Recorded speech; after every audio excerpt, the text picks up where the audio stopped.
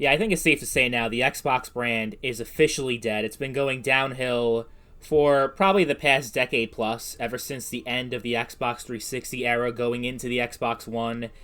Pretty much no games to show for it. It was a pretty awful console, and the fact that the best part of the console was the backwards compatibility so you can play old games rather than the actual games that were on the Xbox One really says a lot. And then the Series X, more the same.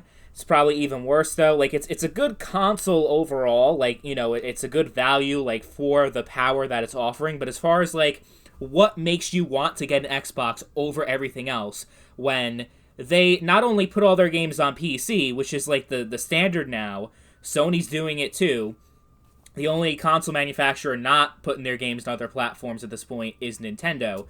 But the fact that they're also putting the games on PlayStation, it just comes from a point of desperation and not a position of strength. They are obviously coming at it from a position of weakness because they are betting so big on this Game Pass. But the fact of the matter is Game Pass is not generating enough revenue for them to just keep chugging along with it. So they have to resort to things like drastically increasing the price of Game Pass, which they recently did, and putting it on other platforms, putting their games on other platforms to kind of subsidize Game Pass, to have PlayStation gamers, help pay for the high costs of Game Pass. Now, I remember when this came up a while ago, when Microsoft announced that several of their older first-party titles were coming to the PlayStation 5. Sea of Thieves was the big one, but there were a few other ones as well.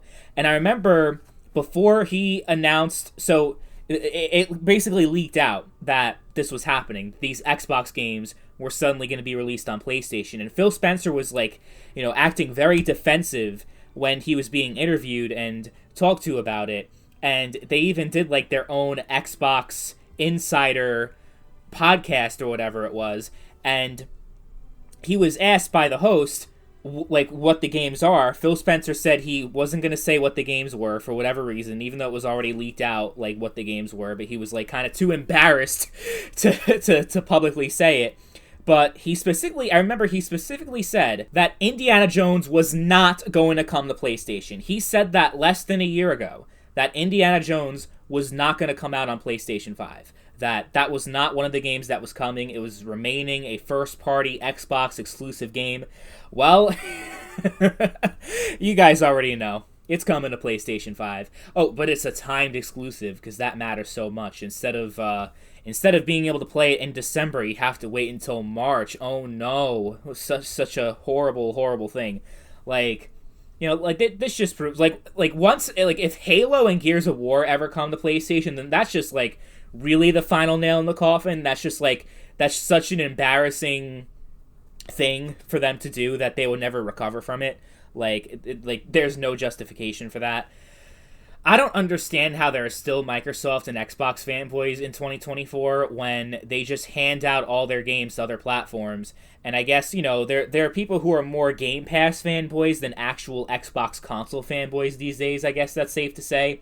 People who love Game Pass so much and they can't get enough of it, and they think it's such a great value even after the huge price increase that has occurred recently. Say, well, it's still great. You still have access to all these different games, and it's amazing. But Game Pass today ain't the same as what Game Pass was, and it's the reason why is because they want to draw people in. But now that they're at the point where they're bleeding so much money that they have to start becoming profitable, they're doing things like releasing games on other platforms to try to boost sales and actually make these games profitable instead of them being Game Pass only. And even if they're sold on Xbox and PC, everyone's going to play the Game Pass version. But then, all the changes they've been making recently to Game Pass, increasing the price so drastically, up 33% compared to this time last year. And if you don't pay the $20 a month, you get locked out of the day-and-date releases. That just proves that day-and-date release is not sustainable. It just isn't. And it's funny that people were so critical. I remember years ago I made videos talking about why Sony doesn't necessarily need to have an answer to Game Pass, and people are like, you're crazy. Why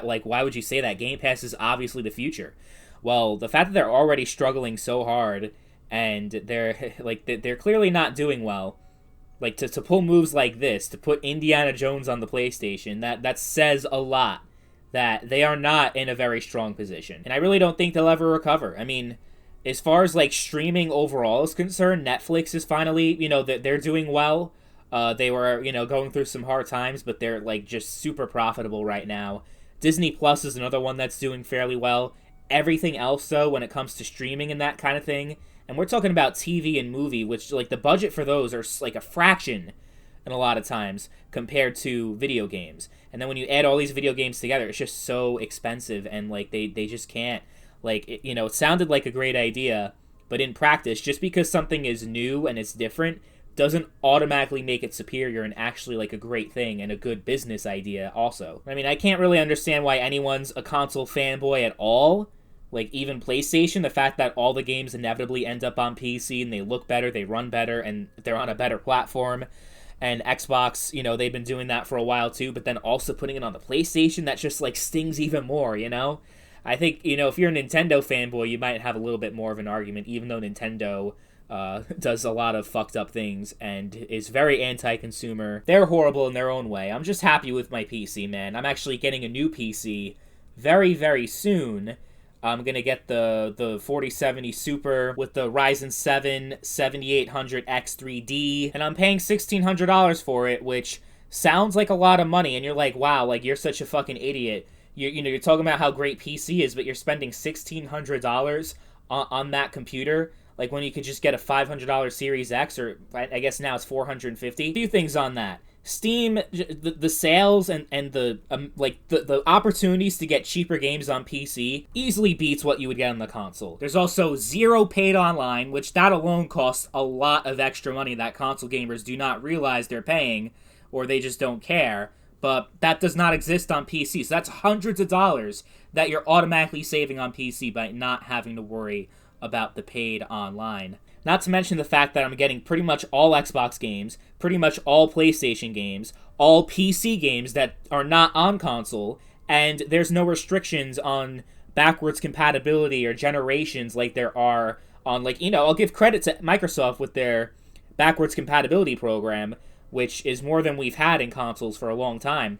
It's really good, even though they discontinued it and are not putting any new games on there, which is a bummer, because there's still a lot of really good 360 games that were not added in. But I figure, okay, I'm pretty much getting a PlayStation 5 and a Series X combined into one, not to mention all the PC games that I can play that are not available on console, all the old games that have been released over the past, 20, 30 plus years, all the emulators, and the fact that the 4070 Super kicks the shit out of the PS5 and Series X specs-wise, and I could do a lot more on a PC than just play video games. On a console, you can just play video games, and that's basically it.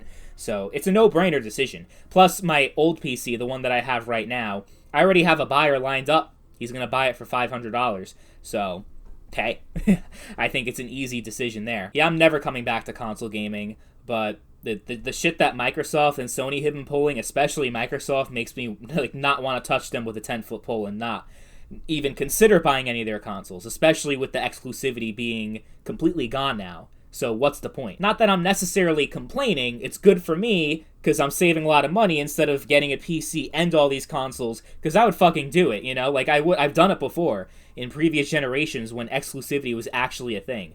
But now that it's not, hey, I'm reaping all the rewards, but for someone who's still a console gamer these days, I don't understand what your headspace is. I really don't. I've had this conversation so many times, and I'm kind of repeating myself at this point, with all the videos I've made about this specific issue, about PC versus console, but there's really no more arguments to be had in favor of console over PC. The advantages they no longer exist. They're not there. And the sooner these holdouts that still play on console, the sooner they figure that out, they're going to have a much better game experience, and they're going to be a lot happier in the long run. And it's, I learned the hard way. I mean, you guys remember me a decade ago. I was a blind console fanboy, and back then there was, it was bad, but it wasn't like this bad. And Microsoft just looks so pathetically weak right now, because it's they're putting all these games on PlayStation. They're offering all these games up for PlayStation gamers. Sony is not extending the same courtesy to Microsoft. They're not putting any of their games on the Xbox. So I think that just says a lot about the dynamic right now between the Xbox and PlayStation. It's not like the prestige of the two brands have been severely diminished over the years, but if we're comparing the two today, it's night and day. PlayStation has way more value and quality attached to it than Xbox does these days, and they don't seem as desperate as Microsoft, even though Microsoft is a nearly $1 trillion company acquiring all these different gaming companies, swallowing them all up, doing all this shit. But at the end of the day, Xbox brand ain't shit anymore, and it really hasn't been since 2012, 2013.